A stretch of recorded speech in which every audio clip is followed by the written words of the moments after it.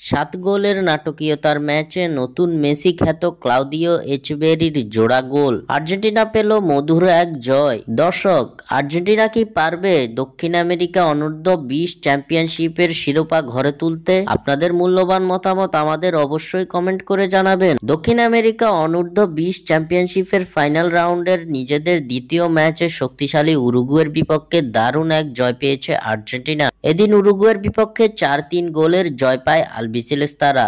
National বিগ্রিদো ইরিয়ার্তে স্টেডিয়ামে হাড্ডাহাড্ডি লড়াইয়ের ম্যাচে গোল উৎসবের শুরুটা হয় আর্জেন্টাইন সুপারস্টার ক্লাউদিও এচেভেরির হাত ধরে। প্রথমার্ধের 38তম মিনিটে গোল করে দলকে লিড এনে দেন এচেভেরি। এরপর প্রথমার্ধের অতিরিক্ত সময়ে আরও এক গোল করেন তরুণ এই তারকা। অতিরিক্ত মিনিটে দলের দ্বিতীয় ও ম্যাচের দ্বিতীয় গোলের দেখা পেয়ে যান ক্লাউদিও এচেভেরি। 2-0 গোলের লিড নিয়ে দ্বিতীয়ার্ধের খেলা শুরু করা আলবিসেলেস্তারা 52তম মিনিটে পায় আরো এক গোলের দেখা। ফরওয়ার্ড মাহের মারিসিও কারিজোর হাত ধরে 3-0 গোলের লিড নেয় আর্জেন্টাইন যুবারা। এর ঠিক 1 মিনিট বাদে এক গোল করে ব্যবধান কমায় উরুগুয়ে। তবে 69তম মিনিটে ক্লাউদিও এচেভেরির অ্যাসিস্ট থেকে আবারও গোলের দেখা পায় কারিজো। ফলে 4-1 গোলে এগিয়ে যায় আর্জেন্টিনা। শেষের দিকে পরপর 2 গোল করে উরুগুয়ে। 4-3 গোলে চলতে থাকা ম্যাচে শেষ পর্যন্ত সমতা টানতে ব্যর্থ হয় উরুগুয়ে, যার ফলে 4-3 গোলের নাটকীয় জয়ে ম্যাচ